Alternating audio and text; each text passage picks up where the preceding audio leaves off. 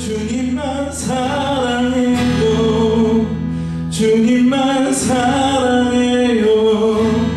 주님만 사랑해요. 예, 주님만 사랑해요.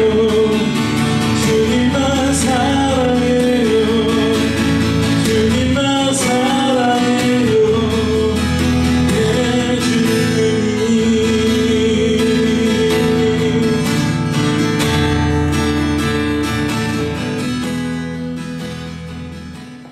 저에게 주신 말씀 야고보서 2장 14절에서 26절 말씀입니다.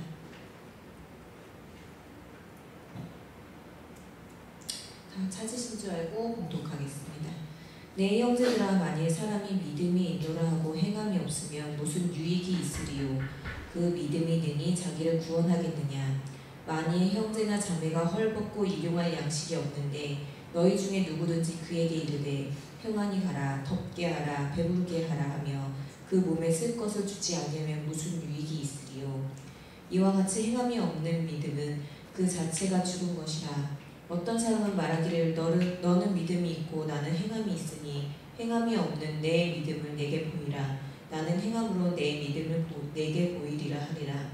내가 하나님은 한 분이신 줄을 믿느냐? 잘하는도다. 귀신들도 믿고 떠느니라. 아, 허탄한 사람아, 행함이 없는 믿음이 헛것인 줄을 알고자 하느냐? 우리 조상 아브라함이 그 아들 이삭을 제단에 바칠 때 행함으로 의롭다 하심을 받은 것이 아니냐? 내가 보거니와 믿음이 그의 행함과 함께 일하고 행함으로 믿음이 온전하게 되었느니라. 이에 성경에 이른바 아브라함이 하나님을 믿으니 이것을 의로 여기셨다는 말씀이 이루어졌고 그는 하나님의 버츠라 칭함을 받았나니 이러보건대 사람이 행함으로 의롭다 하심을 받고 믿음으로만은 아니니라. 또 이와 같이 기생 라합이 사자들을 접대하여 다른 길로 나가게 할 때에 행함으로 의롭다 하심을 받은 것이 아니냐. 영혼 없는 몸이 죽은 것 같이 행함이 없는 믿음은 죽은 것이니라. 여러분, 감리교는 존 웨슬리 목사님의 교리 위에 세워지지 않고 목회 위에 세워졌습니다. 이게 무슨 말이냐 하면 존 웨슬리 목사님은 교단이 분리돼서 나오는 걸 원치 않았고 그리고 그가 했던 목회 가운데 사람들이 그를 따르고 그를 따르던 사람에 의하여서 교단이 만들어졌어요. 존 웨슬리 목사님은 기도, 영성, 그리고 성경 모임, 성경 공부에 대한 그런 것들을 굉장히 중요시 여긴 걸로 유명합니다. 그러나 존 웨슬리 목사님의 그 사역의 중점을 보면 교회의 사회 활동에 있었음을 볼 수 있어요. 늘 교회 밖에 나아가서 사람들을 치료해주고 돌봐주고 먹을 것을 주고 이랬던 모습들을 볼 수 있습니다. 감리교는 이렇게 믿음과 행함 위에 세워진 교회라고 말할 수 있는 것입니다. 오늘 본문을 묵상하면서 가장 충격적으로 다가온 말씀이 있습니다. 바로 이 본문 마지막 절 26절에 보면 행함이 없는 믿음은 죽은 것이니라 하는 이 말씀입니다. 여기서 이 죽은 믿음에 대해서 이야기할 때에 뭐와 비교하냐면 영혼이 없는 죽은 몸과 비교하고 있음을 볼 수 있어요. 여러분, 다시 말하면 영혼이 없는 죽은 몸은 시체입니다. 여러분은 직접 시신을 혹시 보신 적이 있으십니까? 별로 그다지 추천해드릴 만한 그런 경험은 아닙니다. 사람뿐만 아니라 동물의 사체만 보더라도 그 생기 없는 몸에서, 생기 없는 그 모습에서 싸늘한 느낌이 우리에게 전달되는 것을 볼 수 있어요. 이렇게 죽음이라는 것은 우리에게 두려움을, 느낌을 주게 됩니다. 우리가 믿는 것들을 행하지 않을 때에는 이렇게 싸늘한 시신과 같이 된다라고 말씀하는 것이 굉장히 충격적이었어요. 오늘 19절 말씀을 세 번역으로 읽어드리면 당신은 하나님의 한 분이심을 믿고 있습니다. 그것은 잘하는 일입니다. 그런데 귀신들도 그렇게 믿고 떱니다 라고 말씀하고 있어요. 우리는 이미 교회에 나왔으니까 하나님을 믿고 있다라는 것은 확실한 증거가 되었어요. 교회 나오지 않은 사람들 가운데서도 하나님이 있으실 수 있다라고 믿는 사람들이 분명 있습니다. 종교 활동을 하지 않지만. 그런데 우리가 알고 있는 것, 거기에서 멈추면은 하나님의 존재만 인정하고 있는, 그냥 교회는 다니지 않지만 그냥 신이 있겠구나라고 막연하게 생각하는 사람들과 다를 바가 없다라는 거예요. 그 이상도 이하도 아니다라는 것입니다. 하나님의 존재를 믿는 사람들이라면 하나님께서 행하신 일도 믿는 사람입니다. 맞죠? 하나님이 행하신 일을 믿는다라는 것은 우리가 하나님이 행하셨던 그 일을 본받아 따라 행해야 된다라는 것도 믿어야 될 줄로 믿습니다. 그것이 바로 말씀을 순종하며 살아가는 사람입니다. 우리는 인사말로 이렇게 많이 얘기하죠. 다음에 한번 식사해요. 이렇게 지나가다가도 만나면 다음에 한번 또 보자 라고 얘기를 해요. 그런데 그렇게 인사하면서 그 자리에서 언제 볼까? 즉석으로 막 시간 잡고 이런 경우는 극히 드물다라는 거예요. 그렇게 말하는 사람도 그렇게 듣는 사람도 그냥 인사로 하는 얘기구나 라는 것을 막연하게 알고 반갑게 지나가면 끝입니다. 그런데 그 자리에 앉아서 이제 우리가 다음에 언제 볼지, 어디서 만날지, 뭘 먹을지 이런 거 정하고 있는 사람은 극히 드물다라는 거예요. 그런데 그렇게 인사를 해야 되는데 어떤 사람이 정말로 한 끼 식사가 절박하고 한 번의 쉼이 정말 절박한 사람이 우리 앞에 있다라고 합시다. 그러면 여러분 그 사람에게 우리 다음에 만나서 한번 식사 한번 해요 라고 말할 수 있을까요? 그렇게 말하기가 어려워요. 지금 당장 결선한 사람을 만났을 때는 내가 말 한마디 잘못하면 내가 이 사람을 책임져야 될 것 같은 그런 느낌이 들기 때문입니다. 그래서 머리를 막 굴리면서 그 말을 어떻게 피해가면서 안부를 적당히 물으면서 빨리 그 자리를 벗어나려고 우리가 노력하게 되죠. 15절 말씀에 보면 이러한 문제에 직면한 누군가가 우리 앞에 있어요. 직면한 사람들의 상황을 16절로 보면 사람들이 이렇게 대하죠. 말로만 평안히 가라, 덥게 하라, 배부르게 하라 라고 말하고 아무것도 돕지 않았다 라고 말하고 있어요. 그런 다음에 어떻게 되느냐? 그 말을 들은 누구라도 유익함이 없다 라고 말씀하고 있습니다. 이것이 바로 죽은 믿음이다 라는 것입니다. 살아있는 믿음은 헐벗고 일용할 양식이 없는 이들에게 평안히 안식할 촛을 내어주고 추위를 피할 수 있는 옷과 불가를 내어주고 굶주린 배를 채워줄 양식을 제공하는 것이 바로 살아있는 믿음이라 라고 말씀하심을 여러분 믿으시기 바랍니다. 아니 그렇게 제공하는 것은 제공할 수 있지만 어떻게 그것을 믿음과 결부할 수 있겠는가? 아브라함의 이야기를 얘기하고 있어요. 아브라함은 100세 때 귀한 아들을 자녀 이삭을 하나님께서 주셨습니다. 그 이삭이 자랄 때에 얼마나 기뻤을까요? 그런데 하나님께서 어느 날 아브라함에게 그 아들 이삭을 제물로 바치라 라고 말하고 있어요. 오늘날 하나님과 서원하는 사람들은 대부분 목회자가 되거나 선교자가 되거나 이렇게 서원하는데 당시 하나님께 바친다라는 의미는 말 그대로 정말로 산 제물로 바치는 거예요. 제물로 바치기 위해서는 어떻게 해야 됩니까? 불로 태워야 되는데 양을 잡아서 각을 얼마나 뜨고 창자는 흐르는 물에 씻어서 이런 법도들이 있잖아요. 그거를 그 자녀를 잡아서 그걸 해야 한다라는 거예요. 아브라함이 장작을 들고 이삭과 함께 산에 올라갑니다. 이삭이 물어요. 아버지, 근데 장작도 있고 다 있는데 하나님께 드릴 제물은 어디 있습니까? 아브라함이 이삭에게 하나님께서 준비해 놓으셨단다 라고 이야기하고 이삭을 데리고 올라갑니다. 얼마나 아브라함이 괴로웠을까요? 그럼에도 불구하고 아브라함은 하나님의 말씀에 순종하여 올라갑니다. 그리고 이삭을 칼로 찌르기 바로 직전에 어쩌면 하나님께서 아브라함을 불러 멈추지 않았다면 정말로 이삭을 칼로 찔렀을 것 같은 그 상황 가운데 하나님께서 급히 아브라함의 믿음을 보시고 멈추시고 예비한 양을 아브라함에게 주었던 것을 성경에서 볼 수 있습니다. 이 본문에 보면, 오늘 본문에 보면 두 가지의 시점이 나오는데, 첫 번째는 21절에서 이삭을 하나님께 제물로 드리려고 한 그 시점이 있고, 후에 23절에 보면 아브라함을 하나님의 벗이라 칭함을 받은 축복의 장면이 나오고 있는데, 이 말씀은 이사야서 41장 8절의 말씀을 인용한 건데, 그러나 나의 종 너 이스라엘아, 내가 택한 야곱아, 나의 벗 아브라함의 자손아, 아브라함이 나를 하나님을 믿으니 이것을 의로 여기셨다는 말씀입니다. 이것을 인용한 거예요. 지금이야 우리가 찬양에도 나는 주의 친구, 주님 날 친구로 부르셨네, 이런 찬양도 있잖아요.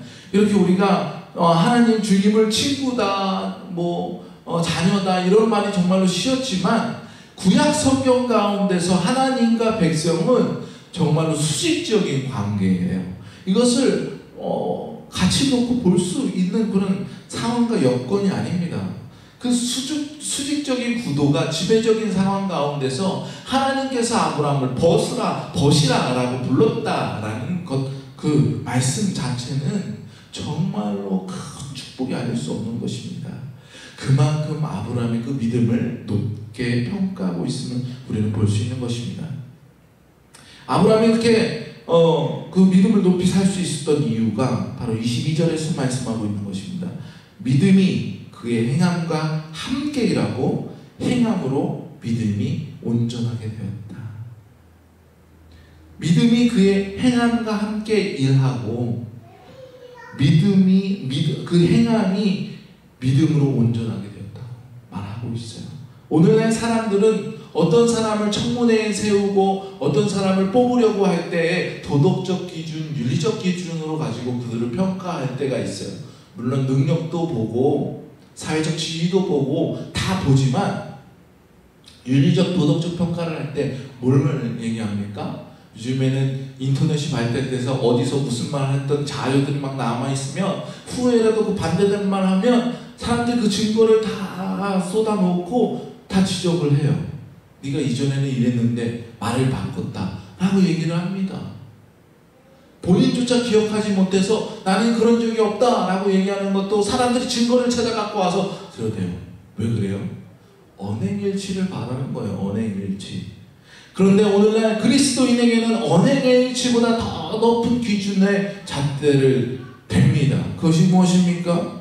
믿음과 우리의 행동이 일치해야 된다는 거예요. 믿음의 실천이, 그리고 실천적 믿음을 말씀하고 있다는 것입니다. 오랜 교회 역사를 보면은 믿음에 중점을 둔 신앙을 하는 것이 옳은가, 아니면 행함을 중점을 둔 신앙이 옳은가에 대한 교회의 갈등과 싸움과 그런 변화들이 굉장히 많이 반복되고 있어요. 믿음에 중점된 교회의 모습을 가지려고 사람들과 자꾸 세속과 멀리하여서 깊은 곳으로 올라가서 담을 쌓고 거기서 성경 보고 기도하고 스스로 채찍질하면서 그렇게 했던 발전됐던 교회의 문화가 있었고, 교회의 형태는 없어도 우리가 세상과 나가야 된다라고 해서 사람들과 함께 어울려 지내며 그들을 먹이고 입히고 했었던 그런 역사도 분명 있었습니다. 그런데 오늘 성경을 보면 이것이 더 좋다, 저것이 좋다 라고 말하고 있지 않아요. 그러면 이것이 덜 중요하고 저것이 덜 중요하다 라고 말하고 있지 않습니다. 오늘 본문 24절 25절을 보면 이로 보건대 사람이 행함으로 어렵다 하심을 받고 믿음으로만은 아니니라, 또 이와 같이 기생 라비 사자를 접대하여 다른 길로 나가게 할 때에 행함으로 어렵다 하심 받은 것이 아니냐. 이 말씀이 뭐예요? 믿음도 중요하고 행함도 중요하다라는 거예요. 믿음과 행함이 동전의 양면처럼 있어야지 믿음 따로 행함 따로는 아니다라고 말하는 것입니다. 행함만으로도 부족하고 믿음만으로도 부족하다라고 말하고 있어요. 믿음에는 합당한 행함이 따라야 하고 행함에도 믿음을 기초로 바탕으로 해야 바른 행함을 할 수 있다라고 말씀하고 있는 거예요. 사울 왕이 있습니다. 사울 왕은 어땠습니까? 전쟁에서 밀리는 것 같고 자기 왕권이 흔들리는 것 같으니까 불충한 믿음을 내보입니다. 어떻게 합니까? 금식령을 온 나라에 짐승들까지 금식령을 내리라 그래요. 그런데 자기 아들 요나단이 군사들과 함께 이미 전쟁 가운데 있어요. 그 가운데 전쟁을 치르고 있는 군사들에게 금식을 명한다라는 건 말이 되지 않지 않습니까? 사울의 잘못된 믿음을 볼 수 있어요. 행함과 믿음이 온전하지 못할 때 벌어지는 모습을 볼 수 있는 것입니다. 전쟁 가운데 있었던 그 아들 요나단은 그 소식을 듣지 못하고 군사들과 함께 들어있는 꿀을 다 먹게 돼요. 그리고 눈이 밝아지고 힘이 생겨서 전쟁을 승리하고 돌아옵니다. 그런데 사울은 그 아들을 우리가 금식하기로 했는데 그것을 어겼다라고 하며 그를 죽이려고 하죠. 예수님의 제자들은 어땠습니까? 예수님과 몇몇 제자들이 기도하러 산에 올라가셨다가 돌아올 때에 다른 남아있는 제자들이 곤란한 그 상황 속에 처해 있어요. 어떤 상황이에요? 아버지가 아이를 고쳐달라고 제자들께 데려왔는데 제자들이 예수님이 했던 모습과 동일하게 방법과 동일하게 기도하고 아이를 위하여서 선포했는데 아무런 일이 일어나지 않은 거예요. 예수님께서 믿음이 연약한 자라고 말씀하십니다. 믿음과 행함이 일치할 때 하나님의 역사가 일어남을 여러분 믿으시기 바랍니다. 사도 바울은 그래서 디모데후서 1장 13절에서 이렇게 말씀하고 있어요.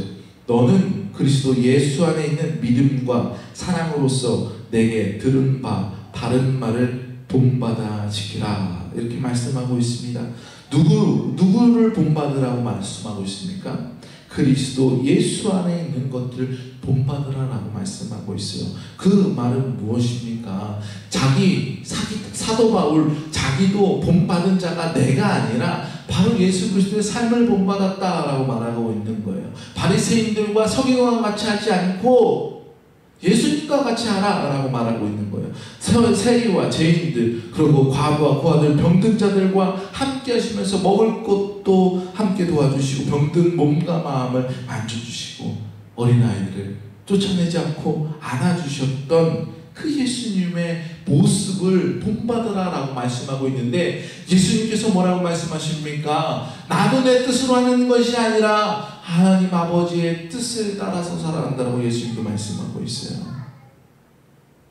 바로 이 모습을 본받으라라고 하고 있어요. 최고의 모델을 찾는다면 우리 예수 그리스도를 두고 따라야 하는 것을 여러분 믿으시기 바랍니다. 우리가 이렇게 행함을 나타내라라고 믿음을 굳건히 하라라고 얘기하면 이렇게 얘기해요. 누구는 신앙생활을 시작한 지 얼마 안 되는 초신자라서 조금 더 있으면 하겠습니다 라고 말하고 시간이 너무 없어서 제가 바빠서 안 된다라고 얘기하고 누구는 제가 돈이 없어서 안 된다라고 얘기하고 누구는 너무 어려서 안 된다고 누구는 너무 나이가 많아서 안 된다라고 말합니다.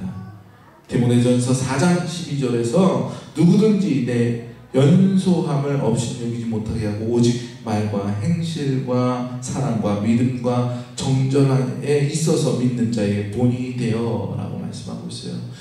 나이가 어리다라고 해서 리더가 못 되는 거 아니야. 나이가 어리더라도 너희가 사람들 앞에 섰을 때 본이 될 수 있는 사람이 될 수 있어 라고 말하고 있어요.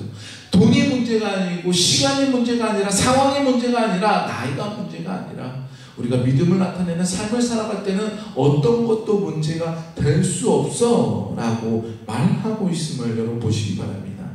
좀 전에 아브라함 이야기를 했는데 오늘 본문에 보면 라합 이야기를 들고 있어요. 본문으로 돌아가서 25절 말씀에 라합이 등장합니다. 여러분 라합은 어떤 사람입니까?